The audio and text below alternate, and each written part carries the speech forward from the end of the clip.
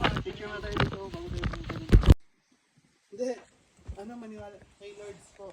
Kahit mamaya mainit ka rin.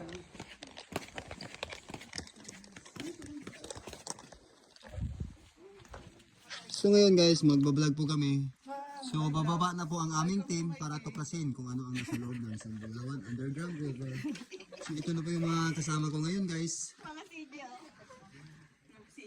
May experiment po kami dito. May isang taga-experiment po yung kaibang kulay na electric. Bakit may maganda?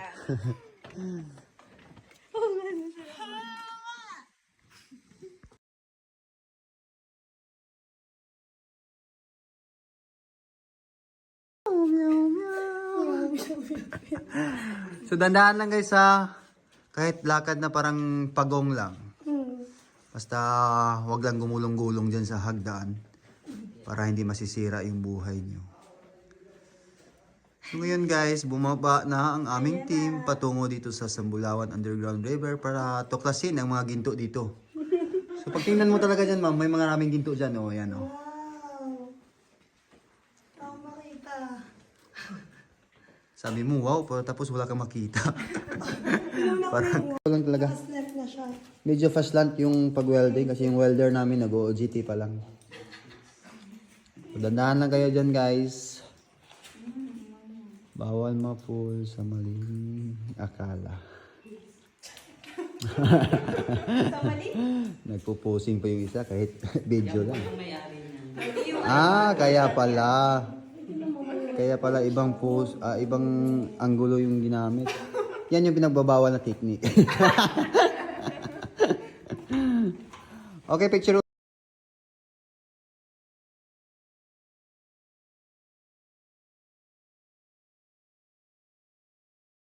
Okay. Fucky Gold. Ito, videoan ko muna. Ito yung mga Fucky Gold dito sa Siquijor guys. So, makikita nyo. At saka yung mga real gold. Ito yung mga real gold.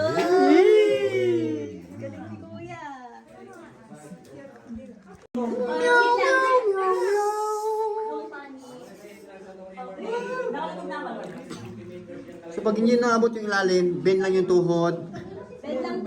O wag lang pumadyak. Struggle lang sa tour guide. Hi guys. Good evening guys. Chill lang ha. Kasi basic lang to sa inyo. This is my struggle. My struggle is real. So ngayon guys, nandito na kami sa Sambulawan Underground River. So ito yung dadaanan namin. At saka may pabigat sa buhay na pumasok dito guys. Wala nang maabot kasi malalim dito. Tama na ma'am, tama na. Dadaan lang tayo. Videoan ko lang yung...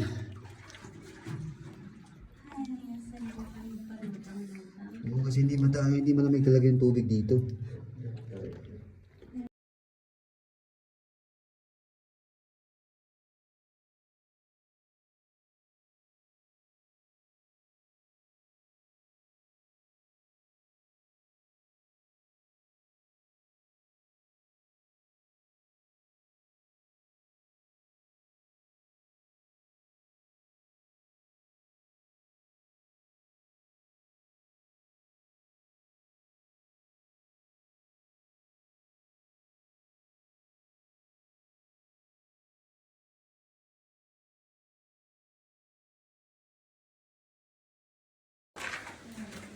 Biglang nawala dun.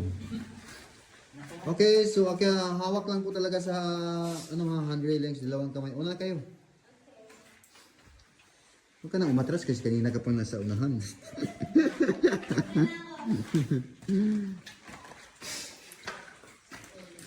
So, careful lang ha.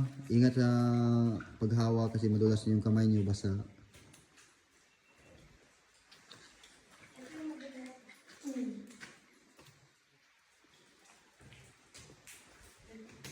Stay ka muna dyan sa taas ma'am, dyan ka muna. Stay muna dyan. Dyan ka lang muna. Akit kayo dito sa baba para picturean ko kayo dyan. Sa may hagdan. Na parang naka...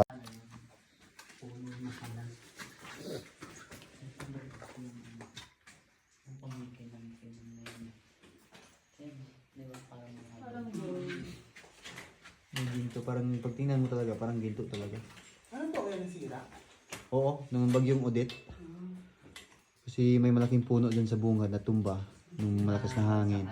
Tapos yung pagkating namin sa mga sanga-sanga, nalaglag yung iba dito. Ito yung mga kahoy. Oh.